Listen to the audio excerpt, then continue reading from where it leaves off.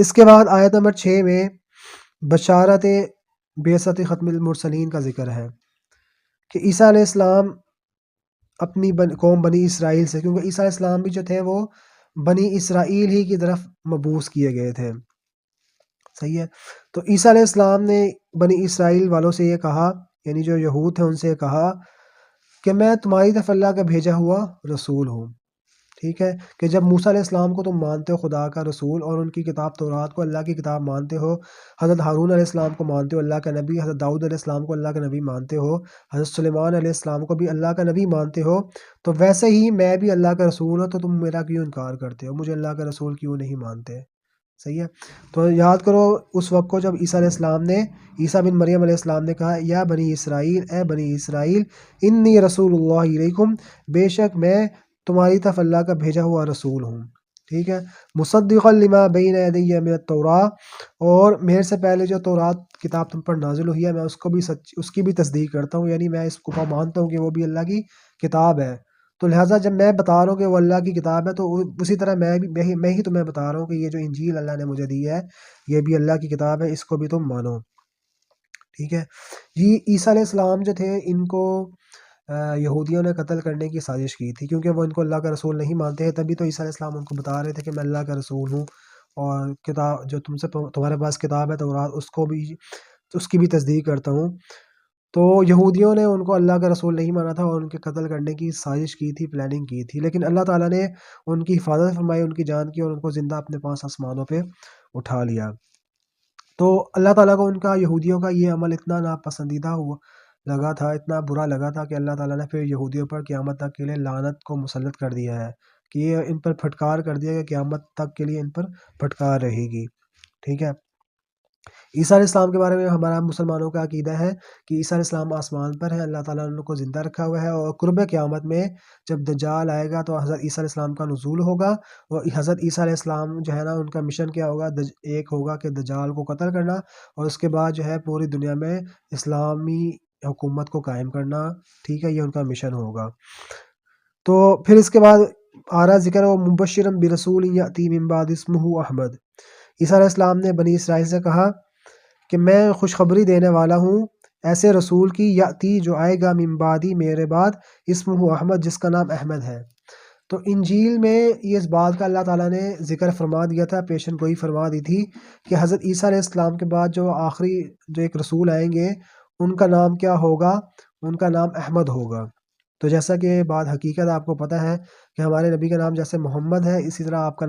کا نام جو ہے نام مبارک احمد بھی تھا اور ہے۔ احمد کا کیا معنی ہوتا ہے؟ احمد کا معنی ہوتا ہے یا تو یہ مبالغے کا صیغہ ہے کہ بہت زیادہ تعریف کرنے والا، احمد کا ایک معنی ہوگا بہت زیادہ تعریف کرنے والا، تو یہ معنی بھی ٹھیک ہے کیونکہ ہمارے پیارے نبی حضرت محمد مصطفیٰ صلی اللہ علیہ وسلم وہ اللہ تعالیٰ کی بہت زیادہ تعریف کرنے والے تھے، حمد کرنے والے تھے۔ احمد جو ہے نا یہ اس میں مفعول کے معنی میں بھی ہو سکتا ہے، یعنی محمود کے معنی میں کہ وہ جس کی بہت زیادہ تعریف کی جائے، وہ جس کی بہت زیادہ تعریف کی جائے، تو یہ معنی بھی ٹھیک ہے کیونکہ ہمارے پیارے نبی حضرت محمد صلی اللہ علیہ وسلم ان کی پوری دنیا میں بہت تعریف کی جاتی ہے، جب سے وہ آئے ہیں ان کی بعثت ہوئی ہے، اور اس وقت سے لے کر اب تک، بعثت سے پہلے بھی، بعثت کے بعد بھی، اور اب تک قیامت تک جو ہے حضرت محمد صلی اللہ علیہ وسلم کا نام لینے والے بہت زیادہ ہیں، لیتے رہیں گے اور آپ کی تعریفیں کرتے رہیں گے، تو اس لیے آپ کا نام کیا ہے؟ احمد ہے۔ تو اللہ فرماتے ہیں فلما جاءہم بالبینات، پھر جب وہ رسول ان کے پاس واضح دلائل لے آیا، یعنی کہ حضرت محمد صلی اللہ علیہ وسلم کا اللہ تعالیٰ نے ان کی بعثت فرما دی، تو بجائے اس کے کہ وہ جو یہودی تھے، بنی اسرائیل تھے، وہ انجیل میں جو ان کو یہ بات بتا دی گئی تھی کہ اللہ کے رسول جو آخری آئیں گے وہ ان کا نام احمد ہوگا، تو بجائے اس کے کہ اس کو سامنے رکھتے ہوئے وہ اللہ کے رسول کی تصدیق کرتے ہیں، ان پر ایمان لاتے، تو کیا آگے سے انہوں نے کیا کیا، جو ہے وہ اپنی نافرمانی پر اتر آئے، کہنے لگے قالوا ھذا سحر مبین، کہنے لگے یہ تو کھلا جادو ہے، یہ تو کھلا جادو ہے، یعنی نعوذ باللہ نبی علیہ السلام کو وہ کہتے تھے یہ جادوگر ہیں، اور قرآن کو کہتے تھے یہ جادو ہے، تو یہ قرآن کو نہ سنا کرو ورنہ تمہیں اس کو سن کے جادو ہو جائے گا۔ تو حالانکہ ان کو کیا چاہیے تھا کہ وہ جو ان کو تعلیم دی گئی تھی کہ تم نے آخری نبی پر ایمان لانا وہ لاتے، اس کے بجائے وہ کیا کرنے لگے؟ نافرمانی کرنے لگے، کہنے لگے قالوا ھذا سحر مبین، یہ تو کھلا جادو ہے۔ تو آگے اللہ تعالیٰ بیان فرما رہے ہیں ومن اظلم ممن افترى علی اللہ الکذب، کہ اس سے بڑا ظالم کون ہو سکتا ہے جو اللہ تعالیٰ کی طرف جھوٹ کی نسبت کرے، جو اللہ تعالیٰ کی طرف جھوٹ کی نسبت کرے، حالانکہ اس کو تو اسلام کی طرف دعوت دی جاتی ہے، حالانکہ اس کو تو اسلام کی طرف دعوت دی جا رہی ہے، بلایا جاتا ہے۔ تو اللہ فرما رہے ہیں ایسا شخص ظالم ہے کہ جس کے پاس سارے حقائق موجود ہیں، دلائل موجود ہیں حق کو پہچاننے کے، حق کو ماننے کے، لیکن اس کے باوجود وہ حق کا انکار کرتا ہے۔ جیسے یہودی، ان کو یقین تھا کہ یہ آخری نبی ہے، اللہ کے رسول ہیں، سچے رسول ہیں، لیکن وہ اپنے حسد اور ضد کی وجہ سے کہ اللہ تعالیٰ نے اس سے پہلے جو انبیاء آتے رہے ہماری قوم میں آتے رہے، تو اب آخری نبی ہماری قوم میں کیوں نہیں آیا، اس حسد کی وجہ سے، اس جلسے کی وجہ سے انہوں نے حق کو جانتے ہوئے، حق کو پہچانتے ہوئے اللہ کے رسول کو، ان کو یقین تھا کہ واقعی اللہ کے رسول ہیں، لیکن اپنے عناد و ضد اور حسد کی وجہ سے انہوں نے کیا کیا، اللہ کی طرف جھوٹی نسبت کی، یعنی کہ انکار کر دیا کہ نہیں یہ اللہ کے رسول نہیں ہے۔ تو اللہ کے رسول کی طرف جھوٹ بولنا، کہ یہ کہنا کہ نعوذ باللہ اللہ کے رسول جھوٹا ہے، تو یہ حقیقت میں اللہ جھوٹ بولنے کی نسبت اللہ کی طرف کرنا ہے، کیونکہ اللہ کے رسول وہی ہوتا ہے جس کو اللہ نے رسول بنایا، تو اللہ کے رسول کو جھوٹا کہنا تو یہ کیا ہوتا ہے، اللہ کو جھوٹا کہنا ہوتا ہے، نعوذ باللہ۔ تو اس لیے اللہ فرما رہے ہیں کہ وہ شخص بہت بڑا ظالم ہے جو اللہ کی طرف جھوٹ کی نسبت کرتا ہے، اللہ تعالیٰ جھوٹ نہیں بولتے، حالانکہ اس کو تو اسلام کی طرف دعوت دی جا رہی ہے کہ تم اسلام لے آؤ، دین اسلام کو قبول کر لو۔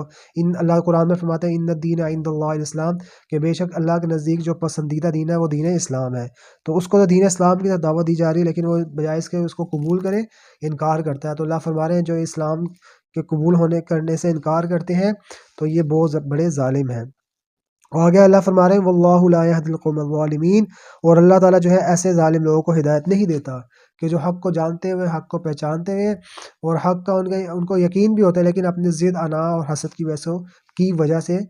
جو ہے اس کا انکار کرتے ہیں۔ تو اللہ فرماتے ہیں پھر ایسے لوگوں کو، ایسے ظالم لوگوں کو اللہ تعالیٰ ایسے لوگوں کو فرما رہے ہیں ظالم لوگ ہیں، تو ایسے ظالم لوگوں کو اللہ تعالیٰ ہدایت کی دولت عطا نہیں فرماتے۔ تو اس لیے ہدایت اسی کو ملتی ہے جس کے اندر یہ صلاحیت ہوتی ہے کہ وہ حق کو تسلیم کر سکتا ہو، اور جو اپنے اندر بدعمالیاں کر کے اور سرکشیاں کر کے جو ہے اس صلاحیت کو ختم کر لیتا ہے، پھر اس کو ہدایت نہیں ملتی۔ تو یہ جو یہودی تھے انہوں نے یہی کیا تھا، اللہ کی نافرمانیاں کر کے اور ناشکریاں کر کے، اللہ کی حکم دوریاں کر کے اور اللہ کے خلاف بغاوت کر کے اپنے اندر سے وہ جو حق کے قبول ہونے کی صلاحیت تھی اس کو ختم کر دیا تھا، تو اس لیے پھر ان کو ہدایت نہیں ملی۔ یہ اسلام اور مسلمانوں کی دشمنی پہ قائم رہے اور ابھی تک اس پہ قائم ہے۔ آگے اللہ فرماتے ہیں یریدون، یہ چاہتے ہیں، لیطفئوا، کہ وہ بجھا دیں، نور اللہ کے نور کو، بافواہہم، اپنی منہ کی پھونکوں سے، واللہ متم نورہ، اور اللہ تعالیٰ اپنے نور کو پورا کرنے والا ہے، ولو کرہ الکافرون، اگرچہ جو ہے کافر جو ہے وہ ناخوش ہو، ان کو برا لگے۔ تو یہاں پہ نور اللہ سے مراد اللہ کا دین مراد ہے، کہ اللہ فرما رہے ہیں اللہ کا جو دین ہے وہ تو دنیا میں غالب ہو کے رہے گا اور دنیا میں پھیلتا رہے گا، دنیا سے کبھی نہیں مٹے گا، صحیح ہے۔ اور اگرچہ جو ہے ان کافروں کو اچھا نہ لگے، یہ چاہیں کہ یہ پلاننگ کریں، سازشیں کریں کہ اللہ کا دین کسی طرح سے مٹ جائے، لوگ دین سے دور ہو جائیں، اسلام سے دور ہو جائیں، لیکن اللہ فرما رہا ہے ایسا نہیں ہوگا۔ یہ جتنی مرضی سازشیں، کوششیں، پلاننگیں کر لیں کہ اللہ کے نور کو بجھائیں، اپنی جو ہے ان کی کوششیں، پلاننگیں کبھی بھی کامیاب نہیں ہو سکتی، ہمیشہ ناکام ہوں گی۔ تو نبی اسلام کا جو دور مبارک تھا، مدنی جو دور تھا، اس میں جب مسلمانوں کی ابتدائی وہاں پہ حالت تھی وہ کمزور تھی، لیکن رفتہ رفتہ آہستہ آہستہ وہ حالت اچھی ہوتی گئی اور مسلمان طاقت پکڑتے گئے، غزوہ بدر میں کافروں کو شکست دی، تو اس کے بعد جو ہے مسلمانوں کا دبدبہ بیٹھ گیا ساری قوموں پہ، علاقوں پہ، اور لوگ ان سے ڈرنے لگے کہ یہ تو بہت طاقتور قوم ہے مسلمان۔ اور پھر جب غزوہ احد میں دوبارہ کفار کو شکست ہوئی تو اس کی وجہ سے جو ہے اور زیادہ مسلمانوں کا نام پھیل گیا، تو لوگ جو ہے وہ یعنی کہ بہت زیادہ اسلام کی طرف مائل ہونے لگے، اسلام میں داخل ہونے لگے، اور اسلام کی آواز اور نبی اسلام کی جو آواز ہے بہت زیادہ دور دراز پھیلنا شروع ہو گئی اور مسلمان طاقت میں آنے لگے۔ تو یہ جو ہے ان کفار مکہ وغیرہ سے یہ چیز برداشت نہیں ہو رہی تھی، دشمنان اسلام سے، تو انہوں نے یہ پلاننگ کرنا شروع کر دی تھی کہ اب ہم نے یہ کرنا ہے کہ سارے مل کر متحد ہو کر کسی طرح سے جو ہے مسلمانوں پر حملہ کریں گے تاکہ جو ہے ان کا بالکل جو ہے کلا کما کر دیں، ان کا بالکل خاتمہ کر دیں، سرے سے ان کو ختم کر دیں تاکہ نہ رہے بانس نہ بجے بانسری۔ تو جو ہے انہوں نے یہ فیصلہ کیا تھا کہ اب مسلمانوں کا ہم نے بالکل کلا کما کر دینا ہے، ان کو ختم کر دینا بالکل، لیکن اللہ فرما رہے نہیں، ایسا نہیں ہو سکتا۔ واللہ متم نورہ ولو کرہ الکافرون، اللہ تعالیٰ اپنے جو ہے نور کو پورا کریں گے اگرچہ کافروں کو پسند نہ ہو۔ صحیح ہے، آج کے دور میں بھی اگر کفار یہ چاہیں گے کہ اللہ کے دین کو، دین اسلام کو مٹا دیں، تو وہ کبھی بھی اپنی کوشش میں اور اس میں کامیاب نہیں ہو سکتا۔ کیوں؟ کیونکہ اللہ فرما رہے ہیں واللہ متم نورہ، اور اللہ جو ہے اپنے نور کو پورا کرنے والا ہے، ولو کرہ الکافرون، اگرچہ یہ کافر ناخوش ہی ہوں، ان کے ناخوش ہونے سے اللہ کو کوئی بس کچھ نہیں ہوتا، تو اللہ تعالیٰ کو ان کی کوئی پرواہ نہیں ہے۔ آگے فرماتے ہیں اللہ تعالیٰ هو الذی ارسل رسولہ بالہدیٰ، وہی ہے اللہ جس نے اپنے رسول کو، یہاں پہ رسول سے مراد حضرت محمد صلی اللہ علیہ وسلم ہے، کہ وہی ہے اللہ جس نے بھیجا اپنے رسول کو بالہدیٰ، ہدایت دے کر، ودین الحق کی، اور حق کے دین دے کر، حق کا دین دے کر، کیوں؟ لیظہرہ علی الدین کلہ، تاکہ وہ اس دین کو تمام دینوں پر غالب کر دے، ولو کرہ المشرکون، اگرچہ جو ہے مشرک ناخوش ہو، ناراض ہو، ناپسند کریں، ان کی ناخوشی اور ناخوش ہونے سے کوئی فرق نہیں پڑتا۔ یہاں پہ اس آیت میں غلبہ دین کا ذکر آیا ہے کہ اللہ فرما رہے ہیں کہ رسول کی ایک ذمہ داری یہ لگائی ہے کہ اس دین کو ساری دنیا میں غالب کرے۔ تو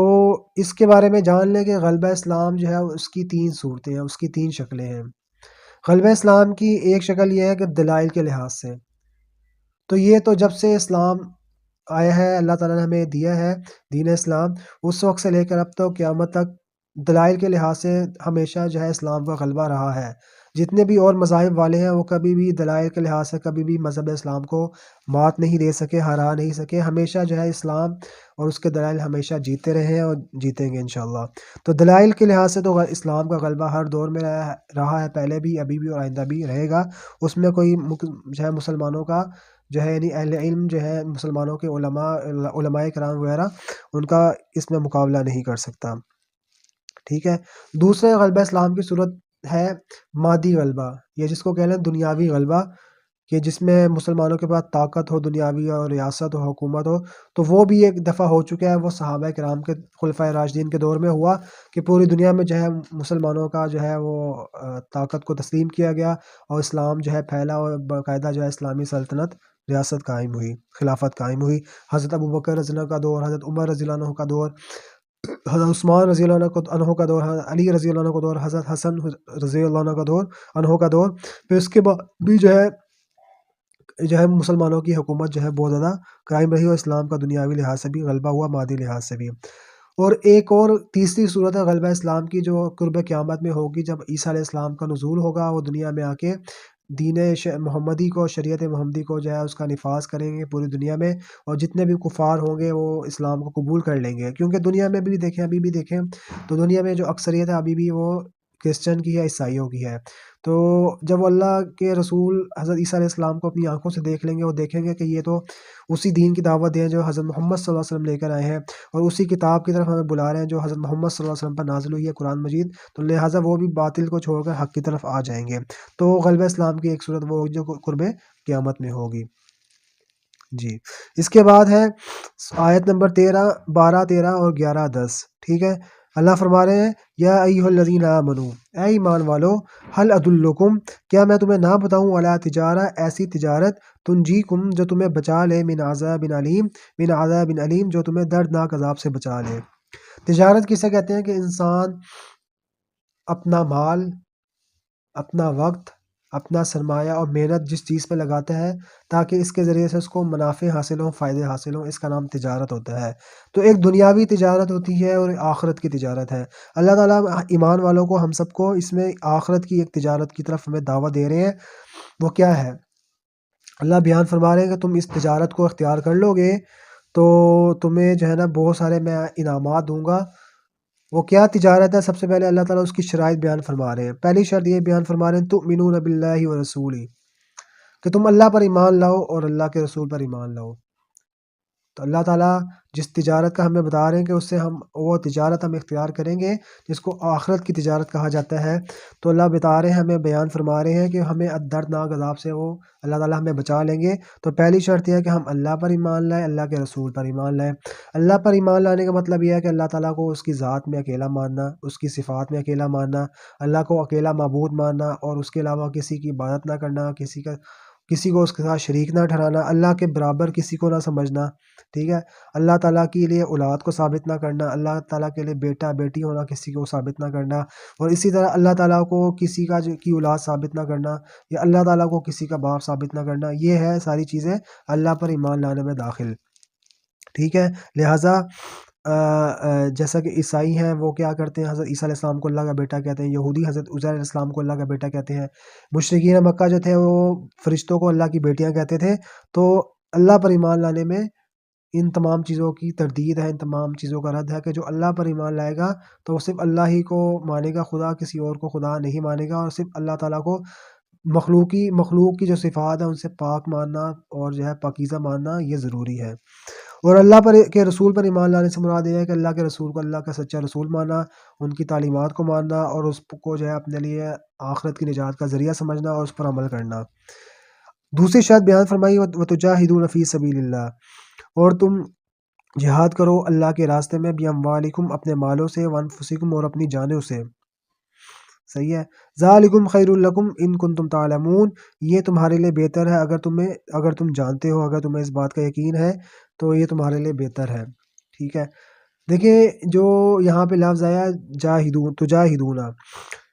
جہاد جو ہے اس کی بہت ساری قسمیں ہیں۔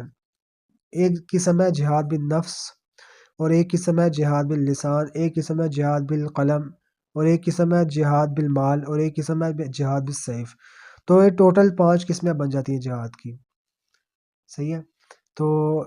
جہاد بالنفس کیا ہوتا ہے کہ انسان اپنے آپ کو برائیوں سے روکے اور اپنے آپ کو رذیل عادات سے، بری عادات سے اپنے آپ کو بچائے، ان سے دوری اختیار کرے، یہ اپنی اندر جو بری صفات ہیں ان کو نکالے اور اپنی اصلاح کرے، یہ ہوتا ہے جہاد بالنفس۔ مثلا ایک بندہ جھوٹ بولتا ہے تو وہ اپنے آپ سے اپنے اندر سے اس چیز کو نکالنے کی کوشش کرے کہ میں جھوٹ بولنا چھوڑ دوں، اس بری عادت کو چھوڑنے کی کوشش کرے، تو اس کو کہا جائے گا جہاد بالنفس۔ اسی طرح ایک بندہ وہ کسی بھی قسم کی برائی میں مبتلا ہے تو وہ اپنے آپ کو اس برائی سے نکالنے کی کوشش کرتا ہے اور اپنے آپ کو سیدھے راہ کی طرف لانے کی کوشش کرتا ہے، اپنی اصلاح کی کوشش کرتا ہے، تو ان ساری کوششوں کو کہا جائے گا جہاد بالنفس، نفس کے ساتھ جہاد۔ ایک جہاد باللسان ہے، جہاد باللسان کا مطلب یہ ہوتا ہے کہ زبان سے برائی کو روکنا، زبان سے اپنی زبان سے برائی کو روکنا اور اچھائی کو پھیلانا، ٹھیک ہے۔ اور جہاد باللسان کی سب سے بڑی صورت جو حدیث میں بیان کی گئی ہے وہ یہ ہے کہ ظالم حاکم کے سامنے حق بات کا بیان کرنا، کہ اس کو جو ہے اس کی غلط بات پر تنبیہ کرنا، اس کو سمجھانا، زبان سے سمجھانا یا خط لکھ کے سمجھانا، یہ جہاد باللسان ہے اور اس کو سب سے بڑا جہاد کہا گیا ہے، ٹھیک ہے جی۔ اور ایک یہ ہوتا ہے جہاد بالقلم، کہ پین یعنی کہ تصنیف کے ذریعے سے، اپنی تحریر کے ذریعے سے لوگوں کو حق بات ان تک پہنچانا اور ان کو جو ہے اچھائی کی طرف لانا، برائی سے روکنا، یہ ہوتا ہے جہاد بالقلم۔ اور جہاد بالمال، کہ اللہ کے راستے میں اپنا مال خرچ کرنا، دین اسلام کی سربلندی کے لیے اور مسلمانوں کی ترقی کے لیے، ٹھیک ہے جی، یہ ہوتا ہے جہاد بالمال، کہ جو لوگ دین کی خدمت کر رہے ہیں ان کے اوپر اپنا مال خرچ کرنا، ان کی ہیلپ کرنا، مدد کرنا، تاکہ وہ صحیح طریقے سے اور مکمل اپنی ذہنی صلاحیتوں کو استعمال کرتے ہوئے وہ دین کی جو ہے بھرپور خدمت کر سکیں، یہ ہوتا ہے جہاد بالمال۔ اور ایک ہوتا ہے جہاد بالسیف، کہ اپنی طاقت کے ذریعے، ریاست اور تلوار کے ذریعے ہے، ہتھیاروں کے ذریعے ہے، کفار کا جو آپ پر حملہ ور ہو گئے، مسلمانوں پر حملہ ور ہو گئے، ان پر ظلم کر رہے ہیں، ان کو دین اسلام سے دور کر رہے ہیں، اس پر عمل کرنے سے روک رہے ہیں، رکاوٹیں پیدا کر رہے ہیں، ان سے جو ہے جہاد کرنا، اس کو کہا جاتا ہے جہاد بالسیف۔ تو یہ جو جہاد بالسیف ہے یہ کس کا کام ہوتا ہے؟ یہ ریاست اسلامی ریاست اور اسلامی فوج کا کام ہوتا ہے۔ تو نبی اسلام نے ایک حدیث میں ارشاد فرمایا ہے کہ جس نے پوری زندگی جہاد نہیں کیا اور اس کے دل میں جہاد کی تمنا بھی پیدا نہیں ہوئی تو وہ منافقت کے ایک حصے پر، ایک شعبے پر مرا، کیونکہ جو منافقین تھے ان کے اندر ہی خصلت پائی جاتی تھی کہ وہ جہاد میں جانے سے ڈرتے تھے، خوف زدہ ہوتے تھے اور اس میں جانے سے بہانے بناتے تھے کہ کہیں ہماری جان نہ چلی جائے۔ تو اس لیے نبی اسلام نے کہ جو ایمان والا ہوگا تو وہ پوری زندگی میں ایک دفعہ تو اس راستے میں نکلے گا، یا کم از کم جو ہے اس کی خواہش تو اس کے دل میں ضرور ایک دفعہ پیدا ہوگی، ٹھیک ہے۔ تو جہاد کا مفہوم بہت وسیع ہے، میں نے آپ کے سامنے بیان کر دیا۔ تو لیکن عام طور سے یہ سمجھا جاتا ہے کہ جہاد صرف لڑنے کا نام ہے، ایسی بات نہیں ہے۔ اچھا، اللہ فرما رہے ہیں کہ جو ایسی تجارت اختیار کرے گا کہ اللہ پر ایمان لائے، اللہ کے رسول پر ایمان لائے اور اللہ کے راستے میں اپنے مالوں اور جانوں سے جہاد کرے، تو اللہ تعالیٰ اس پر کیا انعامات دیں گے؟ نمبر 1، یغفر لکم ذنوبکم، کہ اللہ تمہارے گناہوں کو بخش دیں گے، اللہ تمہارے گناہوں کو معاف کر دیں گے۔ پہلا انعام یہ ملے گا۔ دیکھیں ایک بہت بڑا انعام ہے، کیونکہ اگر اللہ تعالیٰ قیامت کے دن ہم سے ہمارے اعمال کا حساب لینا شروع کر دیں اور ہماری برائیاں کو ہمارے سامنے لانا شروع کر دیں گے، یا اللہ تعالیٰ نے ہمیں جو نعمتیں عطا کی ہیں ان پر اللہ تعالیٰ ہم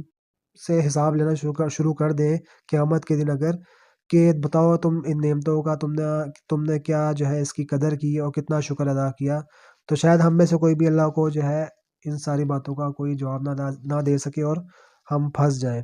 تو اس لیے اللہ فرما رہے ہیں کہ یہ ایسی تجارت ہے کہ اس کا پہلا انعام ہی تمہیں یہ ملے گا کہ تمہارے گناہ معاف ہو جائیں گے، اللہ تعالیٰ تمہارے گناہوں کو معاف کر دے گا، تو یہ بہت بڑا انعام ہے۔ دوسرا، وَيُدْخِلْكُمْ جَنَّاتٍ تَجْرِي مِن تَحْتِهَا الْأَنْهَارُ، اور وہ تمہیں ایسے باغات میں داخل کرے گا جس کے نیچے سے نہریں بہتی ہیں، جس کے نیچے نہریں بہتی ہوں گی، ٹھیک ہے، کہ جنت میں ایسے باغات ہوں گے کہ ان باغات کے نیچے نہریں بہہ رہی ہوں گی، نہیں ایسا خوبصورت وہ ایسے باغ ہوں گے۔ دوسرا انعام کیا کریں گے؟ اللہ تعالیٰ دیں گے، بخشش کرنے کے بعد جنت میں داخل کریں گے۔ اور تیسرا انعام وَمَسَاكِنَ طَيِّبَةً فِي جَنَّاتِ عَدْنٍ، وَمَسَاكِنَ طَيِّبَةً کا ترجمہ ہے اور صاف ستھرے گھروں میں جو جنت عدن میں ہوں گے۔ تو اللہ فرما رہے کہ یہ ہمیں حکم دے رہے ہیں مسلمانوں کو کہ یہ تجارت اختیار کرو، اللہ کے راستے میں اپنا سب کچھ لٹانا سیکھو، تو اللہ تعالیٰ کو جو ہے یہ عمل بہت زیادہ پسند ہے، اللہ تعالیٰ تمہیں اس سے بخش دیں گے۔ ذالک الفوز العظیم، یہ بہت بڑی کامیابی ہے۔ تو ہم تو کامیابی صرف دنیا کی کامیابی کو سمجھتے ہیں، اللہ فرما رہے ہیں یہ جو کامیابی ہے جو میں تمہیں بتا رہا ہوں یہ بڑی کامیابی ہے۔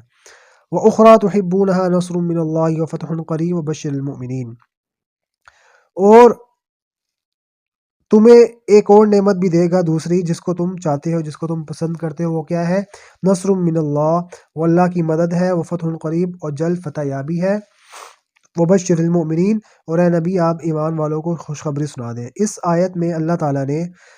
مسلمانوں کو پیشن گوئی کی کہ تم پر جو کفار ہیں حملہ کرنے کی کوششیں کر رہے تھے، جیسے میں نے بتایا تھا اس ویڈیو میں ابھی کہ مسلمانوں کے خلاف وہ سارے متحد ہو کر ایک بھرپور حملے کی پلاننگ اور سازش میں لگے ہوئے تھے تاکہ مسلمانوں کا بالکل کلا کما کر دیں۔ تو اب نبی اسلام و مسلمانوں کو اس کی اطلاع تھی اور مسلمان کافی اس چیز سے پریشان تھے، تو اللہ تعالیٰ نے پہلے سے ان کو خوشخبری سنا دی نبی کی زبان سے اور پیشن گوئی کر دی کہ وہ اگر تم پر حملہ کریں گے تو تم نے پریشان نہیں ہونا، بلکہ اللہ تعالیٰ نے وعدہ کر لیا کہ تمہیں اس میں کامیابی ملے گی۔ لہٰذا وہ حملہ انہوں نے کیا جو مشہور ہے وہ جنگ غزوہ خندق کے نام سے، تو وہ غزوہ خندق ہوئی، تو اس میں جو ہے اللہ تعالیٰ نے مسلمانوں کو فتح دی، تو اللہ تعالیٰ نے اس فتح کا اس آیت میں مسلمانوں سے پہلے ہی سے وعدہ فرما لیا تھا۔ اب اس سورت کی آخری آیت ہے سورۃ الصف کی آیت نمبر 14، اس میں اللہ تعالیٰ بیان فرما رہے ہیں یا ایھا الذین آمنوا، اے ایمان والو، کونوا، تم ہو جو انصار اللہ، اللہ کے مددگار۔ دیکھیں اللہ کا مددگار ہونے کا کیا مفہوم ہے، کیا مطلب ہے، اس کو سمجھیں۔ اللہ تعالیٰ کی ذات کو کسی کی مدد کی ضرورت نہیں ہے، مدد کی ضرورت کیونکہ اس کو ہوتی ہے جو کمزور ہوتا ہے، انسان کمزور ہے، باقی ساری مخلوقات کمزور ہیں، ان کو مدد کی ضرورت پڑ سکتی ہے، ٹھیک ہے۔ لیکن جیسے اس آیت کے اس صورت کے شروع میں ہم نے پڑھا سبح للہ، اللہ کی پاکی بیان کرتی ہیں تمام چیزیں، تو پاکی بیان کرنے میں بھی یہ بھی شامل ہے کہ اللہ تعالیٰ تمام عیبوں سے، تمام کمزوریوں سے پاک ہے، تو لہٰذا اللہ تعالیٰ اس کمزوری سے پاک ہے کہ اللہ کو کسی کی مدد کی ضرورت پڑے، ٹھیک ہے۔ تو لہٰذا اس کا کیا مفہوم ہے، اس کا کیا مطلب ہے پھر کہ اللہ فرما رہے ہیں یا ایھا الذین آمنوا، ہم سب کو خطاب فرما رہے ہیں ایمان والو، کونوا انصار اللہ، اللہ کے مددگار ہو جاؤ۔ اللہ کے مددگار ہونے سے مراد یہ ہے کہ اللہ کے دین کو دنیا میں پھیلانا، اللہ کے دین اسلام کو جو ہے دنیا میں پھیلانے کی کوشش کرنا، یہ ہے اللہ کا مددگار ہونا، ٹھیک ہے، تو اللہ تعالیٰ یہاں پہ ہمیں حکم یہ دے رہے ہیں کہ تم اللہ کے دین کو دنیا میں پھیلاؤ، اس کی تعلیم دو، اس کی جو ہے تبلیغ کرو۔ اللہ تعالیٰ ہمیں اس بات کا حکم دے رہے ہیں، تو یہ گویا کہ اللہ کی مدد کرنا ہی ہے، ٹھیک ہے۔ کما قال عیسی ابن مریم، اور ڈائریکٹ خطاب یہاں پہ کس کو تھا؟ نبی اسلام کے صحابہ کرام کو، نبی اسلام کے صحابہ کرام کو، کیونکہ وہ بہت مشکل ٹائم تھا اور اسلام کے شروع کا دور تھا، بڑی تکالیف تھی، پریشانیاں تھیں، مشکلات تھیں، تو اللہ ان کو جو ہے فرما رہے ہیں کہ تم اللہ کے دین کے مددگار بنے رہو۔ تو تمہارے جب اللہ کے دین کے مددگار بنے رہو گے اور اس پر استقامت اور ثابت قدمی اختیار کرو گے تو پھر تمہیں اللہ کی مدد حاصل ہوگی، اور جب اللہ کی مدد حاصل ہوتی ہے تو انسان چاہے کمزور ہو، لوگ مسلمان کمزور ہی ہو، تھوڑی تعداد میں بھی ہو، لیکن پھر بھی وہ کامیاب اور فتح یاب ہو جاتے ہیں۔ تو اللہ فرما رہے ہیں اے ایمان والو کونوا انصار اللہ، تم اللہ کے مددگار ہو جاؤ، کما قالا، جیسا کہ کہا عیسیٰ بن مریم علیہ السلام نے، کیا کہا؟ للحواریین، حواریین سے کہا،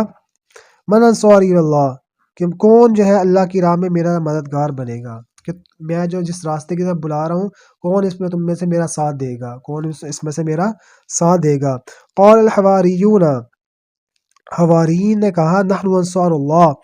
اللہ، ہم اللہ کے جو ہے مددگار ہوں گے، یعنی ہم اللہ کی راہ میں آپ کی مدد کریں گے، آپ کا ساتھ دیں گے۔ فآمنت طائفۃ من بنی اسرائیل، تو بنی اسرائیل کی ایک جماعت، ایک گروہ ایمان لے آئی، وکفرت طائفہ، اور ایک جماعت نے کفر کا رستہ اختیار کیا، یعنی حضرت عیسیٰ علیہ السلام کی بات کو نہیں مانا۔ فأیدنا الذین آمنوا، تو پھر ہم نے مدد کی ان لوگوں کی، آمنو جو ایمان لائے، علی عدوہم، ان کے دشمن کے مقابلے میں یا ان کے دشمنوں کے خلاف، فاصبحوا ظاہرین، تو وہ لوگ جو ہے غالب ہو گئے۔ تو اللہ بتا رہے ہیں کہ وہ جو عیسیٰ علیہ السلام کے ماننے والے تھے وہ بھی بہت تھوڑے تھے اور بہت کمزور طبقہ تھا، لیکن جب انہوں نے عیسیٰ علیہ السلام کی بات کو مانا تو ان کے مالی لحاظ سے کمزور ہونے کے باوجود اور دنیاوی لحاظ سے یعنی طبقات کے لحاظ سے کمزور ہونے کے باوجود بھی اللہ تعالیٰ نے ان کی مدد کی اور وہ فتح یاب ہوئے۔ تو اے ایمان والو، اگر تمہیں بھی کہیں پہ دین اسلام پر عمل کرنے میں، اس کو پھیلانے میں مشکلات پیش آ رہی ہیں، کمزوریاں ہیں، یا تم کمزور ہو، دشمن بہت طاقتور ہے، تو اللہ حکم دے رہے ہیں ہمیں اس واقعے کو بیان کر کے کہ تم بھی جو ہے عیسیٰ علیہ السلام کے حواریوں کی طرح ڈٹے رہنا، تو اللہ تعالیٰ تمہاری مدد کرے گے، جیسا کہ اللہ نے ان کی مدد کی، لہٰذا وہ غالب آئے، لہٰذا تم بھی غالب آؤ گے۔ تو صحابہ کرام کے ساتھ یہ بالکل یہی معاملہ پیش آیا کہ صحابہ کرام جو تھے وہ تھوڑے تھے، مالی لحاظ سے بھی کمزور تھے، تعداد میں بھی تھوڑے تھے اور طاقت میں بھی بہت کمزور تھے، لیکن اللہ نے کے دین کے لیے وہ ڈٹے رہے، ثابت قدم رہے، تکلیفوں کو برداشت کرتے رہے، مشکلات کو سہتے رہے، تو اللہ تعالیٰ نے ان کی ایسی مدد کی کہ پھر ایک وہی ٹائم آ گیا کہ جو ان کو ختم کرنے کے در پہ ہوا کرتے تھے، پھر جو ہے انہی کے پر جو ہے ان کی حکومت قائم ہوگی، انہی صحابہ کی۔ تو اللہ تعالیٰ نے یہ وعدہ کیا ہے ان کے لیے بھی اور قیامت تک کے لیے سارے مسلمانوں سے وعدہ ہے لگا کہ دین اسلام پر ڈٹ جاؤ، اس پر عمل کرو، اس کو پھیلاؤ دنیا میں، اور اس پر مضبوطی سے قائم رہو، مشکلات کا سامنا کرتے رہو، صبر کرتے رہو، تو پھر اللہ کی مدد آئے گی اور اللہ تعالیٰ ایسی مدد کریں گے کہ پھر جو ہے تمہیں کسی طرح کا خطرہ باقی نہیں رہے گا۔ تو یہاں تک ہمارا ترجمہ تفسیر پورا ہو گیا۔ اللہ سے دعا ہے اللہ اس کو قبول فرمائے، جو کمی کوتاہی رہ گئی ہے، غلطی ہوگی، اللہ تعالیٰ اس کو معاف فرمائے۔